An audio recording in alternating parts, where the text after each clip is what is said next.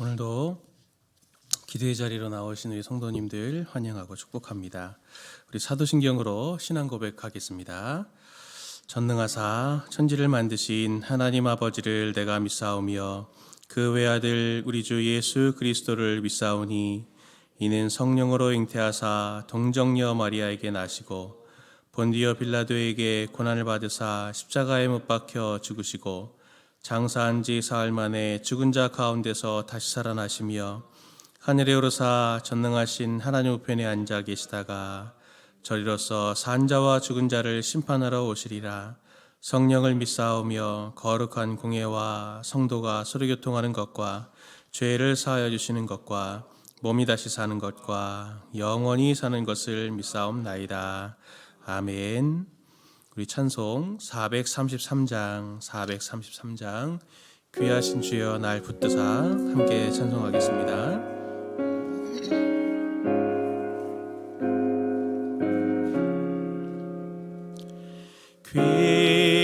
귀하신 주여 날 붙드사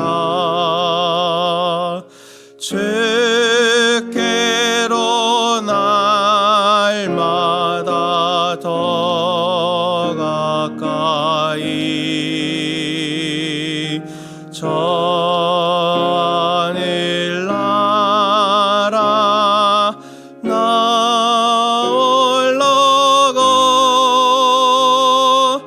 그 주의 품 안에 늘 안기어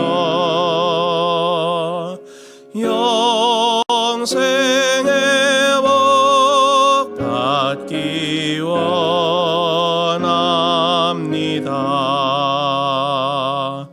봉헌 알물 건나 없어도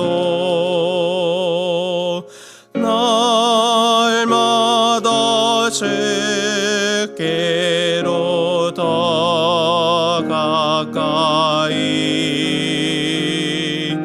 내 죄를 주께 다 거니 주님의 보혈로 날 씻으사 눈보다 더 희게 하옵소서. 간악한 낙이 날 괴어도 주 예수 앞으로 더 가까이 이 세상 속한 그 어영샘 또 주 원생각을 다 버리니 정결한 마음 내게 늘 주소서. 이 세상 내가 살 동안에 주께로 날마다 더 가까이 저 외는 천국 나 들어가 한없는 복락을 다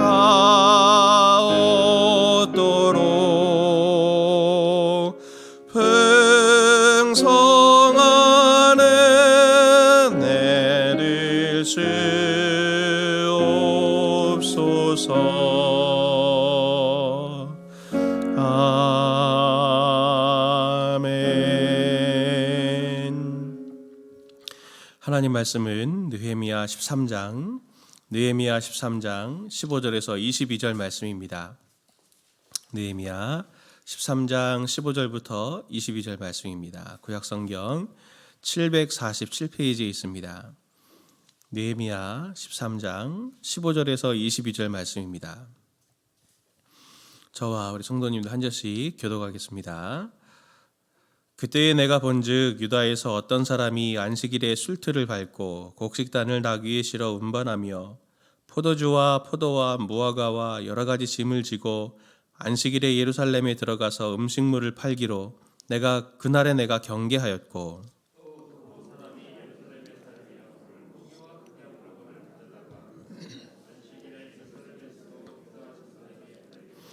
내가 유다의 모든 귀인들을 꾸짖어 그들에게 이르기를 너희가 어찌 이 악을 행하여 안식일을 범하느냐.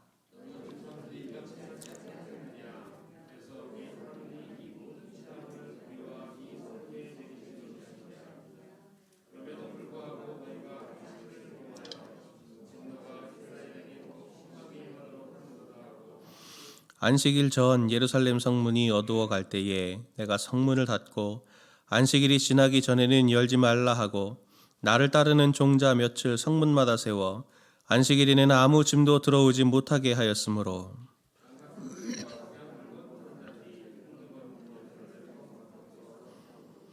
내가 그들에게 경계하여 이르기를 너희가 어찌하여 성 밑에서 자느냐 다시 이같이 하면 내가 잡으리라 하였더니 그부터는 안식일에 그들이 다시 오지 아니하였느니라. 내가 또 레위 사람들에게 몸을 정결하게 하고 와서 성문을 지켜서 안식일을 거룩하게 하라 하였느니라. 내 하나님이여 나를 위하여 이 일도 기억하시옵고 주의 크신 은혜대로 나를 아끼시옵소서. 아멘. 오늘 본문은 느헤미야서의 마지막 부분입니다. 결론 부분을 저희가 보고 있는데요. 이 결론 부분을 보면은 매우 당황하게 됩니다. 구조가 오늘 본문의 장의 구조가 되게 독특한데 한 5가지 사건이 나옵니다. 그 사건들이 일어나고 그 사건에 대한 반응, 느헤미야의 반응, 그리고 그의 마음을 이렇게 쭉 토로되고 그리고 또 느헤미야가 하나님께 기도하는 그 내용이 이렇게 5가지 사건이 이렇게 세트로 반복이 됩니다. 첫 번째 이야기가 뭐냐면 느헤미야가 잠시 예루살렘을 비우고 원래 자기가 섬기던 아닥사스다 왕에게 갔다가 돌아온 때의 이야기입니다. 왕에게 갔다 돌아오니까 어떤 일이 생겼냐면 대제사장인 엘리야십이 성전 뜰방 그것도 제사에 쓰는 소재물을 거기에 보관하고 또 그릇들을 보관하고 또 성전을 섬기는 레위 사람들이 써야 할 그러한 문지기 또 제사장들이 써야 할 그들에게 줘야 될 물품을 보관하는 그 방을 없애버리고 그 방에다가 예루살렘의 재건을 그토록 해방했던 원수 같은 암몬 사람 도비아의 세간살이를 그 방에 이제 보관하게 되는 방으로 만들어 버렸습니다.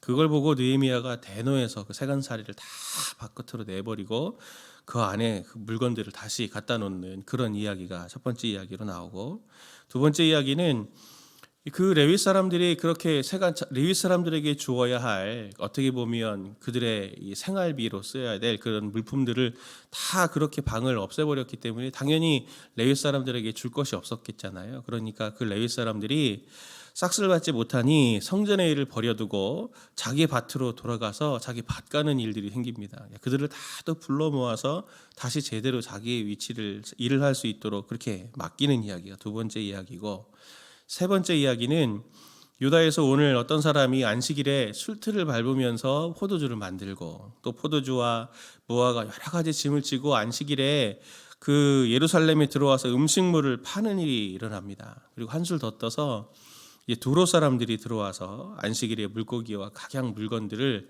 이렇게 예루살렘에서 팔면서 안식일을 범하는 모습을 보고 그들을 또 쫓아내고 안식일을 잘 지켜라 하는 그런 이야기가 나옵니다. 네 번째 이야기는 유다 사람들이 아스돗, 암몬, 그다음 모압 이런 사람들의 여인을 맞아서 아내로 삼고 있습니다. 그리고 그 자녀들이 태어났는데 참 가관인 게 뭐냐면 이 아이들이 그 이방 말들은 한 절반쯤은 하는데 유다 말은 하나도 하지 못하는 걸 보면서 이제 그걸 보면서 참 너무 대노하는 이야기가 나오고, 다섯 번째는 아까 처음에 등장했던 그 엘리야십의 손자 그 요야다라는 그 아들 중에 하나가, 그러니 엘리야십의 손자가 되죠. 그 손자 중 하나가 예루살렘을 회복하는데 그렇게 방해했던 산발랏의 사위가 되는 일이 일어납니다. 그걸 보면서 또 대노하는 이야기가 이렇게 나오죠. 그러니까 느헤미야의 이 마지막 장을 이렇게 보면은 참 씁쓸합니다. 느헤미야가 이 일이 일어날 때마다 어떻게 하냐면 자신의 마음과 그것의 기도를 하나님 앞에 올려드린 내용이 이렇게 반복된다, 제가 말씀드렸는데, 대표적인 내용이 그렇습니다. 18절 말씀 보면 그가 이스라엘 백성들한테 이렇게 말하죠. 너희 조상들이 이같이 행하지 아니하였느냐. 그래서 우리 하나님이 이 모든 재앙을 다 우리에게 내리신 게 아니냐. 그럼에도 불구하고 너희가 안식일을 범해서 진노가 이스라엘에게 더욱 임하게 한다. 우리가 바벨론에 사로잡혀 갔던 이유가 너희들이 이렇게 안식일을 안 지킨 것 때문에 사로잡혀 갔었는데 또 여기 돌아와서도 또 이러고 있냐, 지금 아직도 이러고 있냐, 너 한심한 거 아니냐, 이런 토로 지금 굉장히 분노하고 있는 내용을 봅니다. 그러면서 하나님 앞에 느헤미야가 어떤 식으로 기도를 하냐면, 그 대표적인 예가 29절 31절 맨 마지막 절입니다.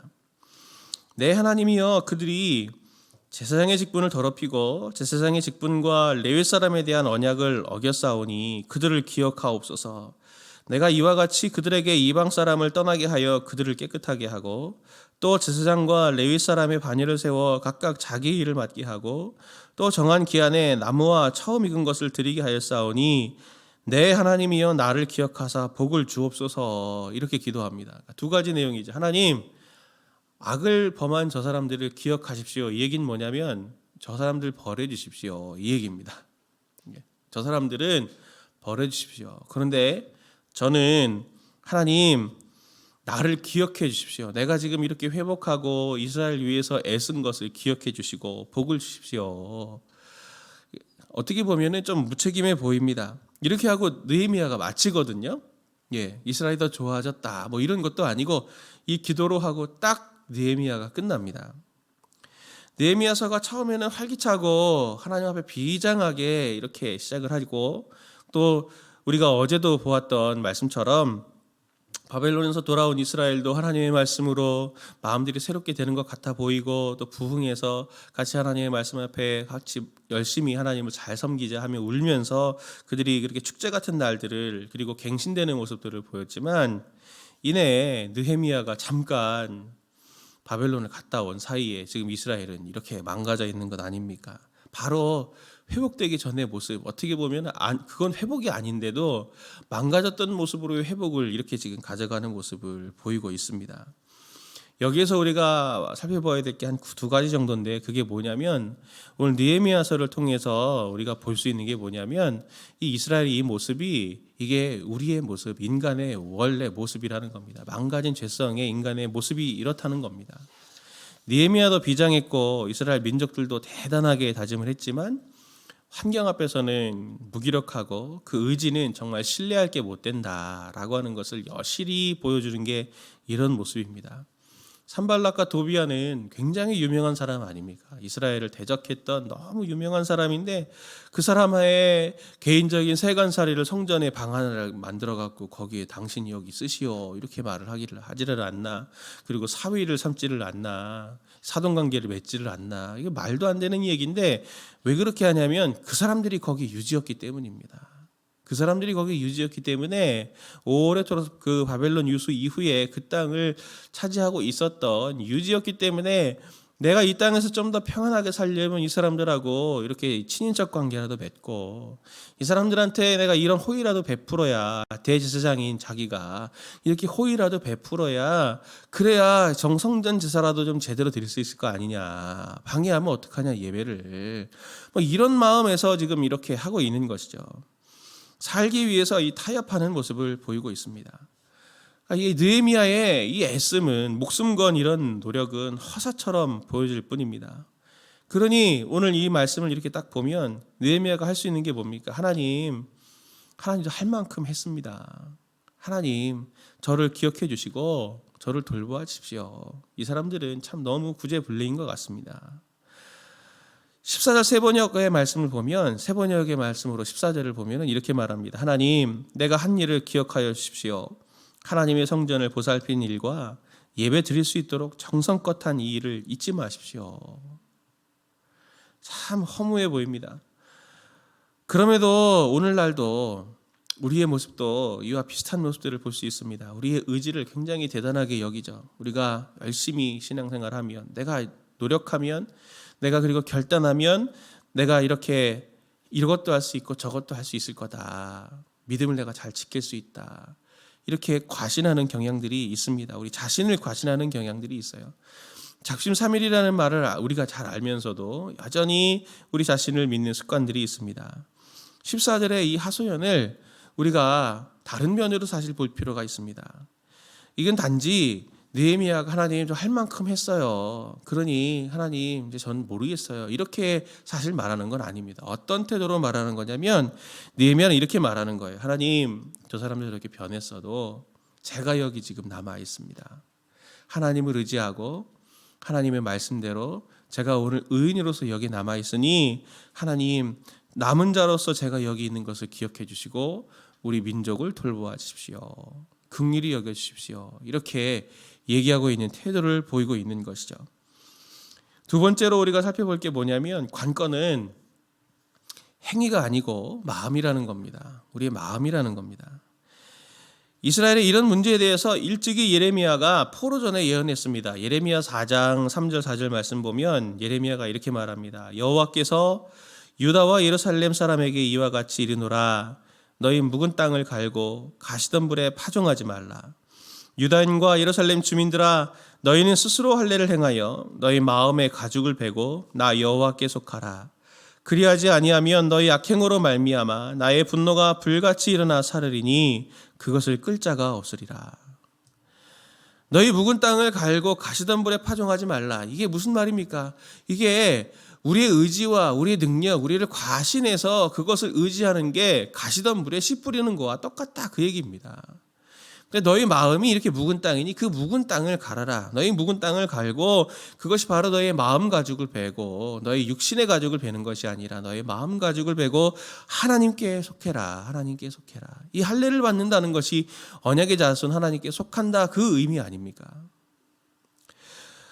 이 문제는 스데반이 순교 직전에 한 설교에서도 드러납니다. 스데반이 그 유대인들을 향해서 순교 직전에 한 설교에 사도행전 7장 51절에 이 이야기가 나오는데 목이 곧고 마음과 귀에 할례를 받지 못한 사람들아 너희도 너희 조상과 같이 항상 성령을 거스르는도다. 마음에 할례를 받지 못한 자, 이 사람들을 무엇으로 지금 말하냐면 성령을 거스르는 사람들이라고 말하고 있는 것이죠. 그럼 반대로 이 마음에 할례를 받은 사람이 또 어떤 사람입니까? 하나님의 성령을 소유한 사람들, 성령의 인도하심에 순종하는 사람들이 바로 이 마음의 할례를 받은 사람들로 말하는 것이죠. 로마서 2장 29절 세번역으로 보면 바울이 이렇게 말합니다. 오히려 속사람으로 유대 사람인 이가 유대 사람이며 율법의 조문을 따라서 받는 할례가 아니라 성령으로 마음에 받는 할례가 참 할례입니다. 이런 사람은 사람에게서가 아니라 하나님에게 칭찬을 받습니다. 마음의 할례를 받지 않으면, 마음이 하나님께 다스림을 받지 않으면 어쩌다가 하나님을 떠나게 되는 것이 아니고 반드시 하나님을 떠나게 됩니다. 우리의 마음속에 정말 성령님의 인도하심, 성령세를 하나님께서 우리들에게 주셨고 오늘도 성령님께서는 우리들의 마음문을 두드리십니다. 매일 매 순간마다 양심을 통해서도 우리의 마음문을 두드리시고 상황을 통해서도 사람들을 통해서도 우리의 마음을 두드리시고 오늘 기도의 자리, 말씀의 자리에서는 더더욱 성령께서 성도님들의 마음을 두드리실 겁니다. 오늘 성도님이 살아가는 삶의 아주 구체적인 부분들을 가지고 오늘 기도의 자리로 나아가셨으면 좋겠습니다. 하나님께서 여러분들이 고민하시는 그 고민들 속에 무엇이라 말씀하십니까? 어떻게 하기를 원하십니까? 그것을 듣고자 하는 마음으로 오늘 이 새벽에 기도의 자리로 나아가시고 정말 오늘 이 새벽에 하나님께서 성령의 세례를 받은 우리, 마음의 할례를 받은 우리에게 정말 남은 자처럼 그리고 마음의 할례를 받은 자처럼 오늘 우리를 통해서 우리의 모든 무너진 것들을 회복시키시는 하나님의 일들이 일으켜 가시기를 예수님의 이름으로 축원을 드립니다. 같이 기도하겠습니다.